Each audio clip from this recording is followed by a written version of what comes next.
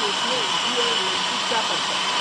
तो इसके लिए हमको देखना है उस पोस्ट के पास आना है जहाँ पे हिटिंग साउंड आ रहा है, और हिटिंग साउंड कहाँ पे आ रहा है हमको देखना है।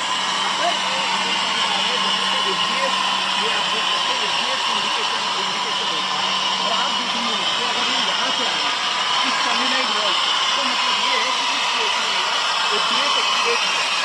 दो चीज़ होती है, आप इसको आइसोलेट भी कर सकते हैं, यहाँ पे एक लीवर दिया हुआ है, आप आइसोलेट भी कर सकते हैं, लेकिन मुझे पता लगाना है कि एचडीएस क्यों एक्टिवेट हो रहा है, उसके लिए आपको थोड़ा अंदर जाना पड़ेगा। अब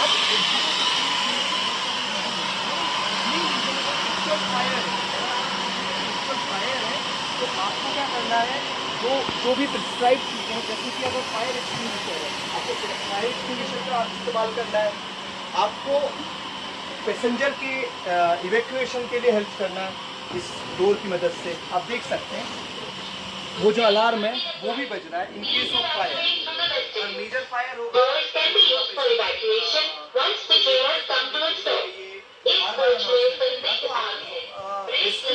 ऑपरेशन में हेल्प करेंगे।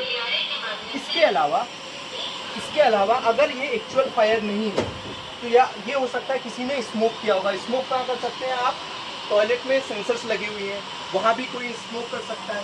मैक्सिमम जो सिटिंग एरिया है वहाँ पे तो कोई करता नहीं जनरली, लेकिन टॉयलेट में कोई कर सकता है, तो आपको चेक करना है। ठीक है, उसके बाद आपने सब चीज़ देख लिया, उसके बाद सब चीज़ ओके है, तो आपको एक रीसेट बटन दबाना है 5 सेकंड के लिए। तो अगर आप देख रहे हैं ब्रेक अप्लाइड जो है, ब्रेक रिलीज हो गए हैं और सिस्टम की हेल्थ नॉर्मल हो चुकी है।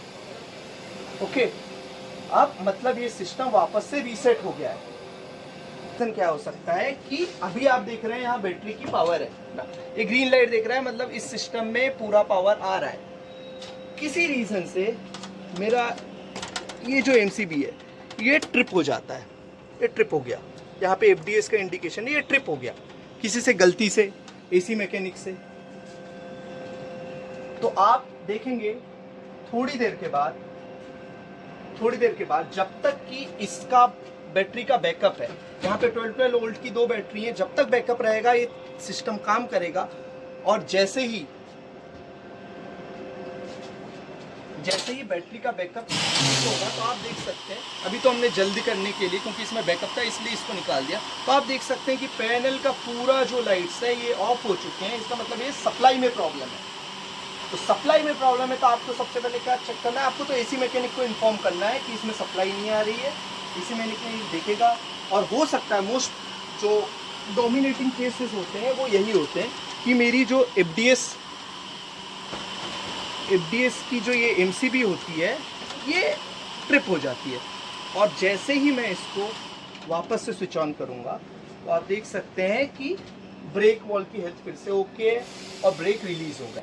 और एक केस होता है कोई और फॉल्ट होता है, कोई अदर फॉल्ट होता है। फॉर एग्जांपल मेरे ब्रेक वॉल में ही कोई प्रॉब्लम है, क्योंकि वो सॉलिनॉइड वॉल है, इलेक्ट्रॉनिक चीज़ें हैं, तो अगर उसमें प्रॉब्लम है तो मैं इनरूट कुछ नहीं कर पाऊंगा।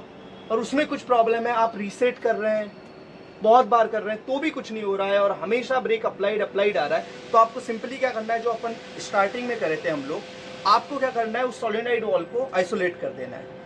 ठीक है, तो यही आप कर सकते हैं as an LP and ALP in root में अटेंशन के। ओके, धन्यवाद।